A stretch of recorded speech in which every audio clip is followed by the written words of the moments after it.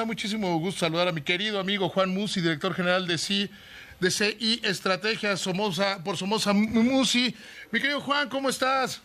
David, qué gusto saludarte, como siempre. Yo creo que hay que leer qué dijeron los mercados en los hechos, ¿no? Las opiniones, ahí están. Creo que son duras opiniones, las de Citi, la de JP Morgan, la de propio Fitch, que coinciden en la línea general, es que están muy profundamente decepcionados. Y otro tema que lo he venido diciendo a lo largo de los últimos quizá 15 días, que el problema es financiero, que no se está atendiendo el problema financiero y solo se está tratando de resolver el tema de producción. Sí, pues fíjate, David, que yo me quedo un poco en la misma línea de lo que ya comentas en la introducción. Creo que este plan para inyectar 107 mil millones de pesos, ¿no? O su equivalente en dólares, pues mira, de alguna forma aligeran la carga financiera, ¿no? de la empresa. Un poco nada más haciendo el resumen de cómo se plantea dividir o repartir estos 107 mil millones, son 25 mil irían a capitalización de Pemex, desde luego para sanear la hoja de balance, 35 mil para el pasivo laboral, otros 15 mil reducirían la carga fiscal. Esta parte me preocupa y falta ver los detalles que por ningún lado, y he estado buscando, yo creo que falta que nos den más información de cómo. Esto es bien interesante, David. Si tú le vas a quitar carga fiscal a Pemex, ¿cómo vas a cubrir del otro lado, del lado del gobierno federal, del lado de las finanzas públicas, del lado del gasto y del gasto corriente? ¿Cómo vas a cubrir esta carga fiscal que le quitas a Pemex, no? Y otros 32 mil, por último, supuestamente corresponderían a la lucha contra el huachicol, o sea, el diferencial que puedes ganar por el combate al robo de combustible, ¿no?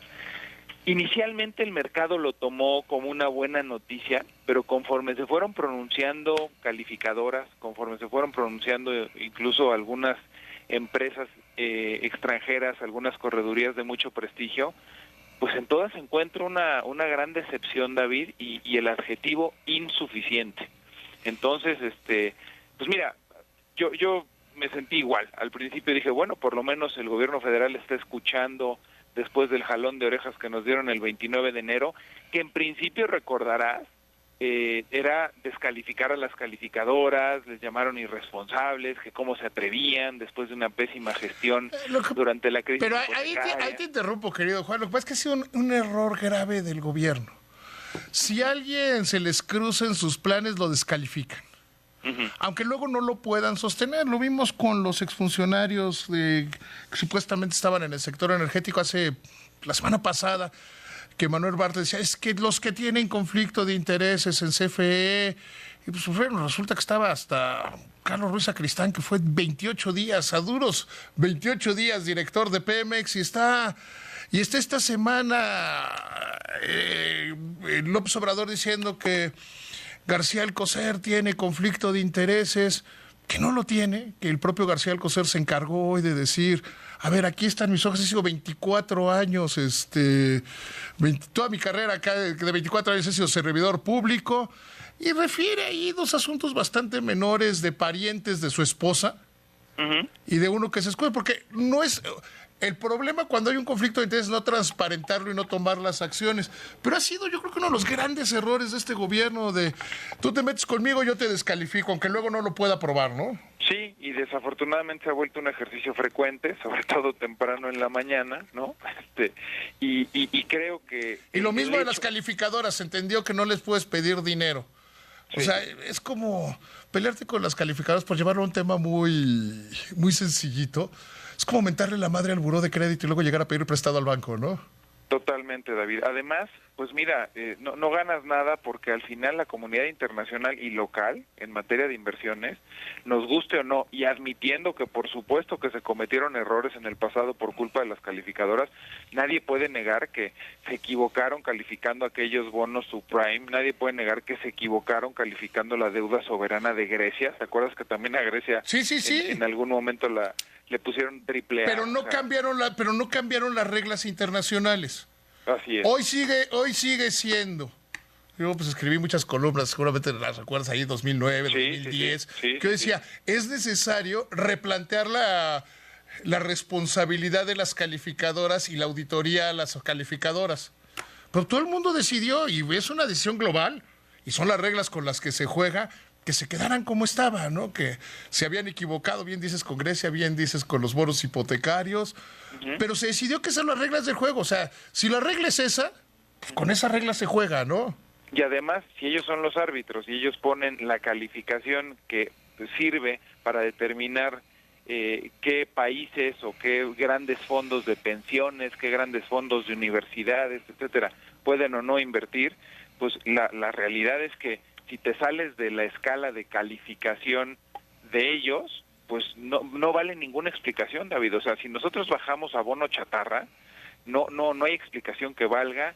No hay viaje de la delegación mexicana, el secretario de Hacienda, el presidente de la República. O sea, simplemente dejas de estar en la mira y en el universo de bonos sujeto a comprar, ¿no? Entonces, nos guste o no, yo creo que se corrigieron algunas cosas y hoy pues yo creo que hay que escucharlas.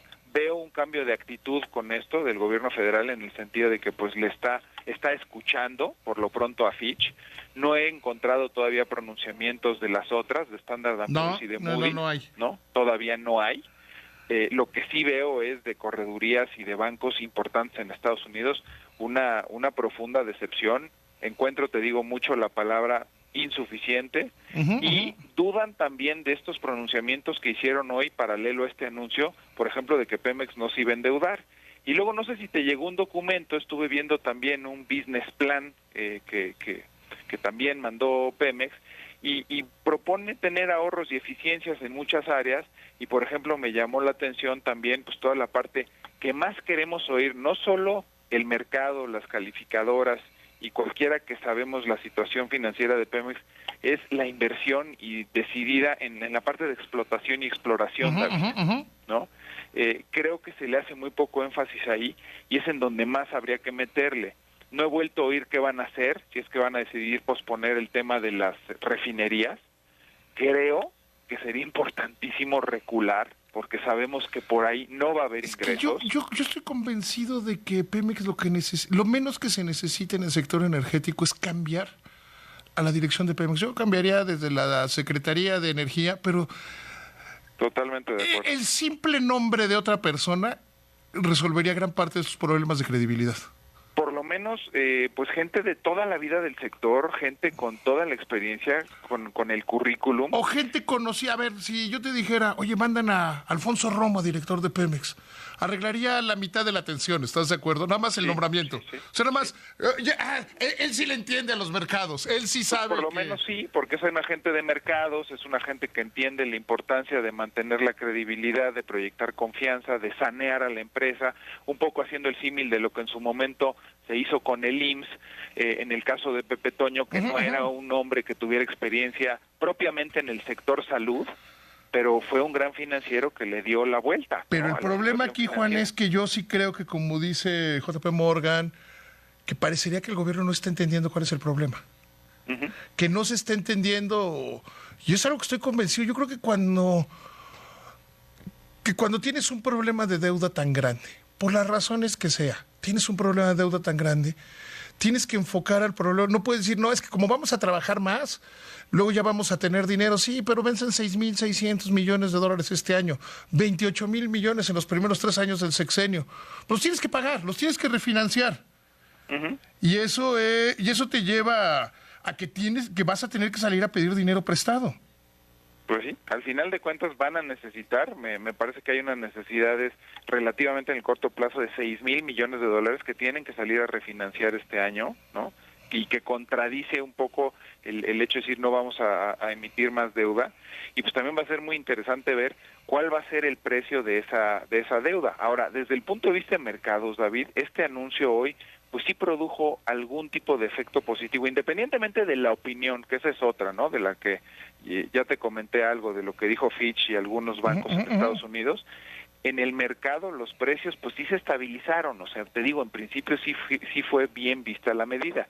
Creo que conforme pase el tiempo y conforme nos vayan dando más detalles, quizás veamos que el impacto en el precio va a volver a ser negativo. Me da esa impresión porque ante el anuncio fuimos es decir, celebramos el anuncio, pero cuando empezamos a ver los detalles y los detalles cada vez nos los empezamos a cuestionar más, creo que eso lo podemos empezar a resentir en el precio la semana entrante. Creo que eso es lo que va a ocurrir.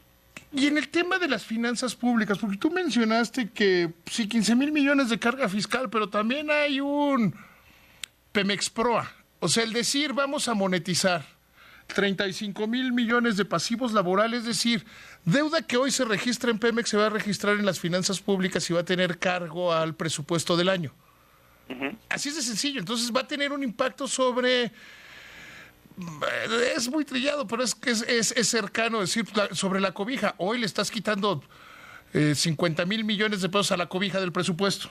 Sí, sí, y vuelvo a la misma pregunta que te hacía también en el caso de la reducción de la carga fiscal. 15,000 millones de pesos le van a reducir de carga fiscal. Entonces, del otro lado, en el otro bolsillo, que es el del gobierno federal, el de las finanzas públicas, ¿de dónde vas a cubrir esos 15,000?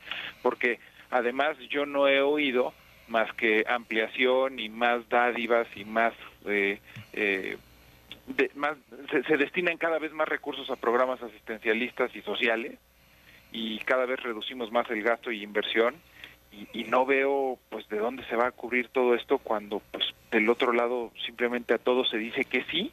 Entonces aquí hay un gran riesgo de contaminación del otro lado, que es la deuda soberana. El presidente lleva 20 días, creo, todos los días ofreciendo un paquete nuevo de ayudas. De ayudas. O de programas sociales. Hoy decía que va a 20,000 personas, les va a dar 5,000 pesos y que eso genera más empleos que si viniera la Ford a Sinaloa.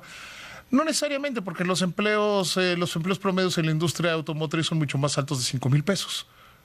Entonces, pero creo que se está volviendo el panorama complicado. Mi querido Juan, te mando un abrazo. Dime. Voy a poner una más por último.